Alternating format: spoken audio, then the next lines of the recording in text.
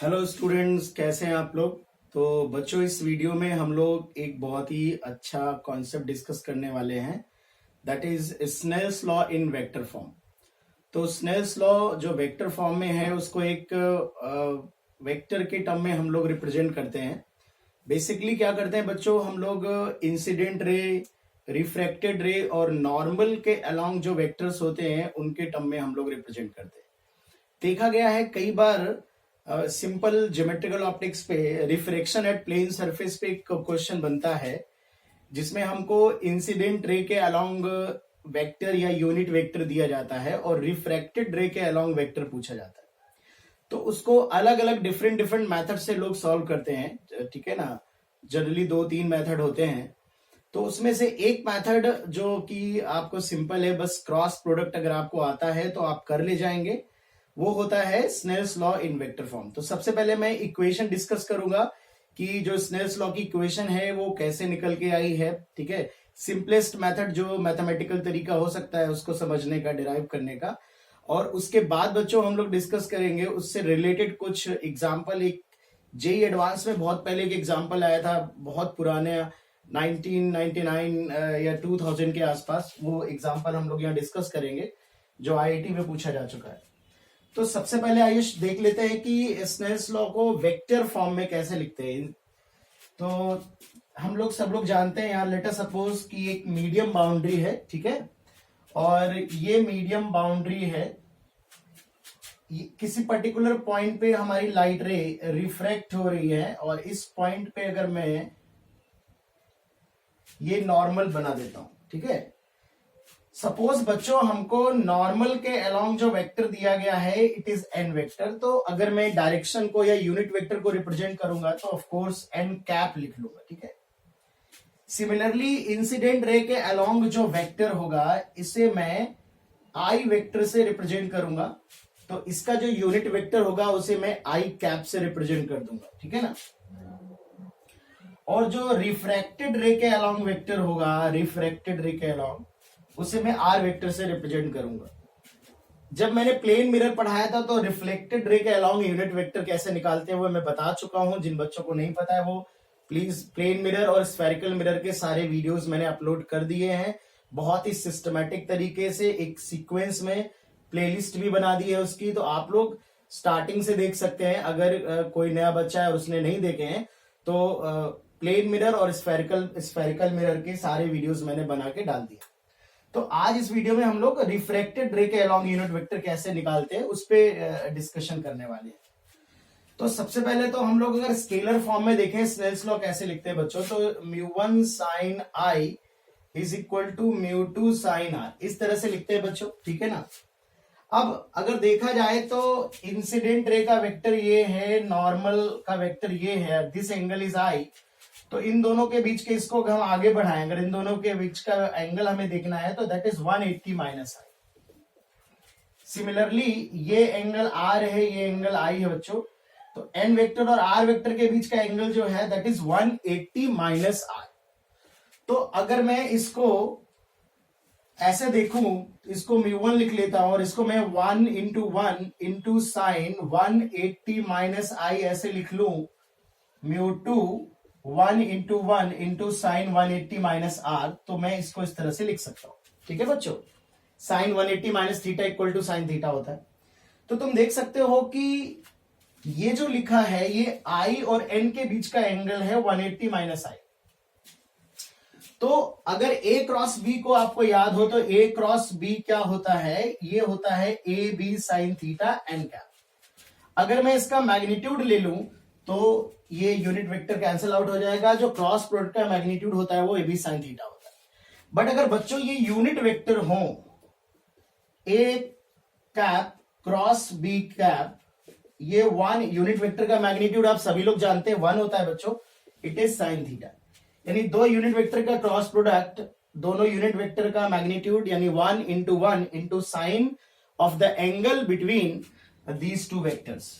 तो यहां पर मैं कह सकता हूं कि ये 1 साइन थीटा और ये आई और एन के बीच का एंगल 180 माइनस आई, ये लिखा हुआ है it is I cap cross N cap का मैग्नीट्यूड ठीक है। और ये बच्चों लिखा हुआ है similarly R cap cross N cap का मैग्नीट्यूड।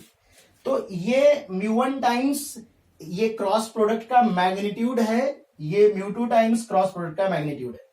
अब बच्चों हम क्या इन्हें वेक्टोरियली इक्वल लिख सकते हैं? तो अगर ये जो दो लेफ्ट हैंड साइड और राइट हैंड साइड में जिन वेक्टर्स का मैग्नीट्यूड लिखा है, अगर इन वेक्टर्स की डायरेक्शन भी सेम हो तो ये दोनों वेक्टोरियली इक्वल हो जाएंगे। तो अगर मैं यहां पर दिखाऊं कि ये वेक्टर आई है आपका, आई क्रॉस एन की डायरेक्शन क्या, मैं इसी पर्टिकुलर बोर्ड के प्लेन में ले लेता हूं वेक्टर्स को। तो आई क्रॉस एन की डायरेक्शन क्या होगी? आउटवर्ड होगी, बाहर की तरफ। फिर से देख लो आई क्रॉस एन, तो आई क्रॉस एन की जो डायरेक्शन है, इसकी जो डायरेक्शन है वो आउटवर्ड है। और आर वेक्टर और एन वेक्टर का ऑलरेडी टेल से टेल जुड़ा हुआ है, तो आगे ट्रांसलेट करने की जरूरत नहीं किसी वेक्टर को। आर क्रॉस एन ये भी आउटवर्ड डायरेक्शन है, यानी कि इसकी डायरेक्शन और इसकी डायरेक्शन, दोनों की डायरेक्शन सेम है बेटा। तो ये जो दो वेक्टर हैं जिनका मैग्नीट्यूड भी इक्वल है और आपने देखा कि दोनों की डायरेक्शन भी सेम है, तो इन दोनों को मैं वेक्टोरियली इक्वल लिख सकता हूं। तो यहां से मैं लिख सकता हूं mu one i cap cross N cap equal to mu two r cap cross N cap. इसी इक्वेशन को बच्चों हम लोग Snell's law in vector form बोलेंगे। आप लोगों को इस इक्वेशन को डिराइव करने की बिल्कुल जरूरत नहीं है, बस आप इस इक्वेशन को याद रखिएगा। और न्यूमेरिकल्स में जब भी आपको i vector, n vector, r vector ये इस तरह से दिया जाए और आपको कोई एक वेक्टर पूछ लिया जाए, तो आप समझ जाना कि जब भी वेक्टर्स में डील करना है तो आपको कहीं ना कहीं ये इक्वेशन बहुत ही हेल्पफुल होने वाली है, बहुत ही मदद करने वाली, ठीक है ना। तो this is Snell's law in vector form. तो बच्चों इस इक्वेशन पे मैं एक बहुत ही सॉलिड एग्जांपल लेने वाला हूं। आईटी एडवांस का एक क्वेश्चन है, आप देख चाहो तो बुक्स खोल के देख सकते हो, ठीक है। तो एक क्वेश्चन जो जेई में पूछा गया है इस पे, वो मैं क्वेश्चन लेने वाला हूं, ठीक है।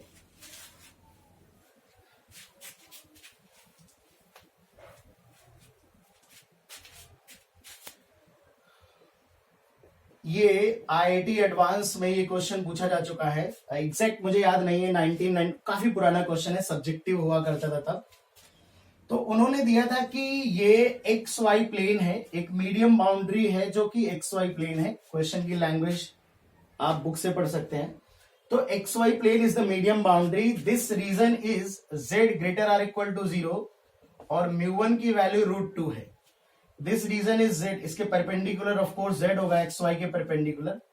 ये z less or equal to 0 और ये जो सेकंड मीडियम है इट हैज रिफ्लेक्टिव इंडेक्स √3।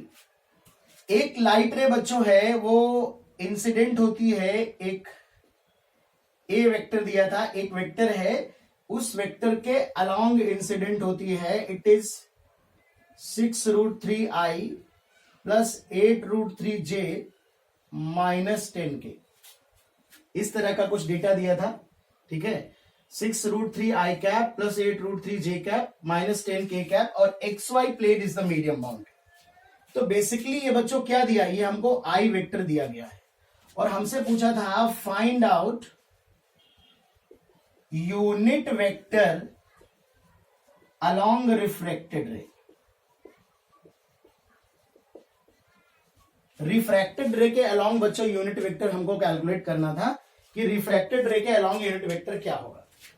तो सबसे पहले रिफ्रैक्टेड रे के अलोंग अगर हमें यूनिट वेक्टर निकालना है, इंसिडेंट रे का वेक्टर ये है, तो इंसिडेंट रे का जो यूनिट वेक्टर है वो हम कैलकुलेट कर सकते हैं। तो इसका जो मैग्नीट्यूड आएगा, तो सबसे पहले तो इसका मैग्नीट्यूड जो आएगा इट इज √6 × 6, इसका होल स्क्वायर करेंगे तो 36 × 3 20, 36 × 3 208 प्लस 64 × 3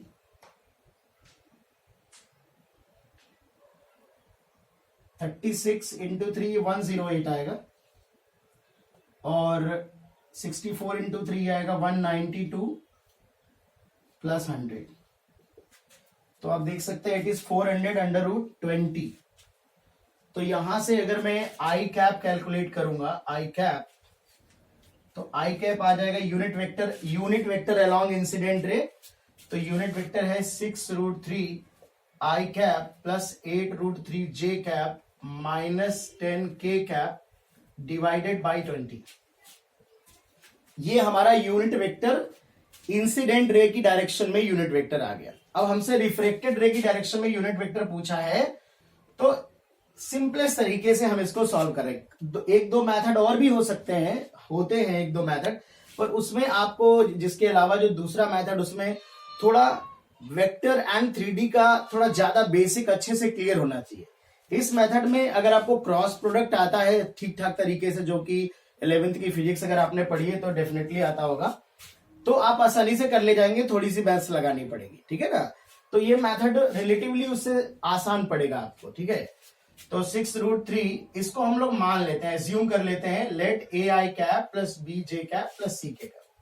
तो अब हमारा टारगेट ए बी सी की वैल्यू कैलकुलेट करना है, जो कि हमें यूनिट वेक्टर हमने एज्यूम किया। तो हमें 3 इक्वेशन चाहिए बेसिकली, ठीक है ना। तो अब मैं ये मिटा देता हूं कि कैलकुलेशन कर लेता हूं यहां पे। तो बच्चों सबसे पहले हम लोग Snell's law in vector form apply करेंगे। कैसे अप्लाई करेंगे? तो μ1 i cap cross N cap equal to μ2 r cap cross N cap. तो μ1 की वैल्यू जो है it is √2 i cap cross N cap. N cap क्या होगा बेटा? एक्स वाई प्लेन के जो परपेंडिकुलर होगा normal, of course Z axis होगी, और जेड एक्सिस की डायरेक्शन में जो यूनिट वेक्टर होगा इट इज के कैप। कोई बच्चे कंफ्यूज होते हैं सर के कैप ले माइनस के कैप ले, तो कोई भी ले सकते हो आंसर में, कोई फर्क नहीं आएगा, ठीक है ना। बट लाइट रे ऐसे आ रही है तो तुम सिंपल माइनस क्यों ले रहे हो, कैलकुलेशन को फालतू में कठिन बना रहे हो, तो प्लस के कैप ही ले लेता हूं मैं। तो इस वेक्टर का क्रॉस प्रोडक्ट मैं के कैप के साथ करने वाला हूं, ठीक है। तो सबसे पहले आई कैप क्रॉस एन कैप, तो 6√3 आई कैप क्रॉस के कैप। तो आई के आई जे होता है, आई क्रॉस के माइनस जे होगा, तो 6√3 divide by 20 it is minus J cap. और फिर जे का के से क्रॉस प्रोडक्ट होगा, जो नॉर्मल वेक्टर जो है वो यहां पे मैं लिख लेता हूं इट इज के कैप। तो जे का के से होगा तो 8√3 डिवाइडेड बाई 20 जे क्रॉस के इट इज आई, और के का के से क्रॉस प्रोडक्ट 0 हो जाएगा, इक्वल टू μ2 जो होगा वो √3 है बच्चों, और इसका क्रॉस प्रोडक्ट हम इसके साथ करेंगे। तो वंस अगेन आई क्रॉस के minus J it is minus A J, J cross के आई बी आई। अब अगर दो वेक्टर बच्चों इक्वल लिखे हैं, this vector is equal to this vector, तो उसके सारे कंपोनेंट्स भी इक्वल होने चाहिए। तो आई का यानी एक्स कंपोनेंट और वाई कंपोनेंट को अपन इक्वल कर लेंगे, या आई का कोफिशिएंट और जे का कोफिशिएंट इक्वल कर लेते हैं।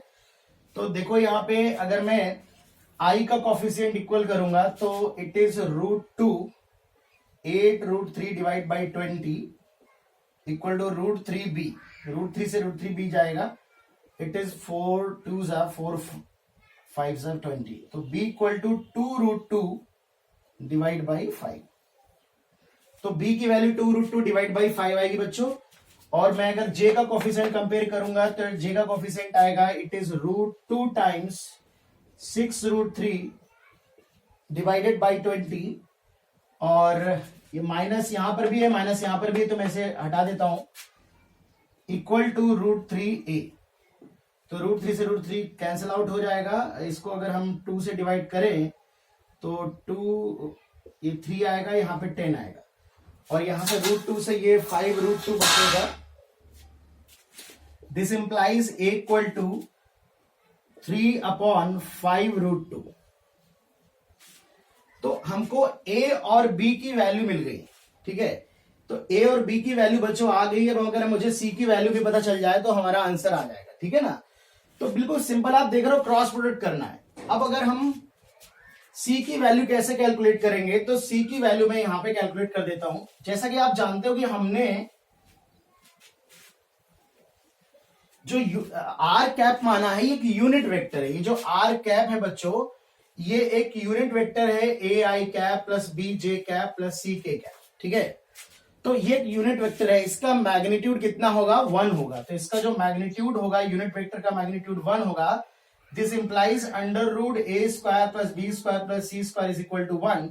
तो जो a² आएगा इट इज 9/50 जो बी स्क्वायर आएगा it is 8/25 plus C square is equal to 1, तो सी स्क्वायर आएगा 1 माइनस इट इज 16/50, तो 25/50 1/2। तो सी की दो वैल्यू यहां पे मिल रही है, -1/√2 प्लस 1/√2। बस यहां पे आपको थोड़ा सा दिमाग लगाना है कि आपको कौन सी वैल्यू लेनी, क्योंकि एक ही वैल्यू आपकी करेक्ट होगी। अब अगर ध्यान से देखा जाए तो थोड़ा सा दिमाग यहां पे लगाना पड़ेगा कि ये जो है एक्स वाई प्लेन है, इसके परपेंडिकुलर ये जेड एक्सिस है। अब आपका जो इंसिडेंट रे का जो डायरेक्शन दिया है बच्चों, जो इंसिडेंट रे का वेक्टर दिया था it is 6√3i plus 8√3j minus 10k का। तो इस वेक्टर को अगर मैं ध्यान से देखूं तो ये बच्चों जो इंसिडेंट रे है ये रेयर से डेंसर मीडियम में आ रही है, तो ये रिफ्रैक्शन के बाद कुछ इस तरह से जा रही हो। तो अगर मैं देखूं तो इस वेक्टर को दो कंपोनेंट के फॉर्म में अगर देखूं तो एक कंपोनेंट जो एक्स वाई प्लेन के पैरेलल होगा और एक कंपोनेंट इसका जो जेड एक्सिस के अलोंग होगा। ये एक्स वाई प्लेन में है आई जेड वाला पार्ट, जो कि आप कह सकते हो ये वाला वेक्टर है, और एक ये वाला पार्ट है जो एक्स वाई प्लेन के परपेंडिकुलर है। वो उसकी डायरेक्शन क्या है बच्चों, वो डाउनवर्ड है, क्योंकि इट इज -k। ठीक है, -k मतलब नीचे की तरफ है। कुछ ऐसा वेक्टर है इसका जो ये वर्टिकल, ये जो मीडियम बाउंड्री के परपेंडिकुलर कंपोनेंट है इट इज डाउनवर्ड। ठीक है, तो सिमिलरली ये वाला जो भाई रिफ्लेक्शन तो हो नहीं रहा, अगर रिफ्लेक्शन हो रहा होता तो ये लाइट रे ऐसे रिफ्लेक्ट होती और ऐसे जाती, फिर इसका जो इस प्लेन के परपेंडिकुलर कंपोनेंट होता वो अपवर्ड होता और उसकी डायरेक्शन पॉजिटिव जेड एक्सिस के अलोंग होती। बट चूंकि इसका रिफ्लेक्शन हो रहा है तो ये लाइट रे ऐसे रिफ्लेक्ट होने के बाद अगर डेंसर में जा रही तो थोड़ा ऐसे हो जाएगी, रेयर में जा रही तो थोड़ा ऐसे हो जाएगी। बट इसका जो प्लेन के परपेंडिकुलर जो जेड एक्सिस के अलोंग कंपोनेंट होगा वो डेफिनेटली उसकी डायरेक्शन डाउनवर्ड रहेगी। ठीक है ना, तो जो साइन तुम्हारा इंसिडेंट रे में था दैट इज माइनस, वही वाला साइन तुमको लेना पड़ेगा, and this answer is wrong. तो your final answer is unit vector along refracted ray will be, क्या हो जाएगा फाइनल आंसर बच्चों, it is ai cap 3/5√2i cap plus 2√2 divide by 5j cap and -1/√2k cap. तो इस तरह से तुम Snell's law in vector form use करके, एक बहुत ही बढ़िया क्वेश्चन है, जेई एडवांस का क्वेश्चन है, आ चुका है। ठीक है, और इस क्वेश्चन को सॉल्व कर सकते हो जब भी रिफ्रैक्टेड रे के अलोंग यूनिट वेक्टर पूछा जाए। इसका एक मेथड और होता है, उसमें थोड़ा सा वेक्टर एंड 3D यूज होता है। तो जब मैं कुछ इंपॉर्टेंट प्रॉब्लम डिस्कस करूंगा जनरल प्रॉब्लम ऑप्टिक्स में, तो मैं दूसरा मेथड भी आपको डिस्कस कर दूंगा कि किस तरह से सॉल्व करते हैं। फिलहाल आप इस मेथड को पकड़िए, एक मेथड पकड़िए, लेकिन उससे सारे क्वेश्चन करने की कोशिश करिए। ठीक है ना, तो ज्यादा बेटर रहेगा बच्चों। तो ये क्वेश्चन एक काफी इंपॉर्टेंट, और जब भी कुछ वेक्टर से रिलेटेड क्वेश्चन आपको मिले तो आप Snell's law in vector form use कर सकते हैं। ठीक है बच्चों, तो this is very important question, इसको ध्यान से समझ लो यार, देख लो अच्छे से। ठीक है बच्चों, ओके, थैंक यू।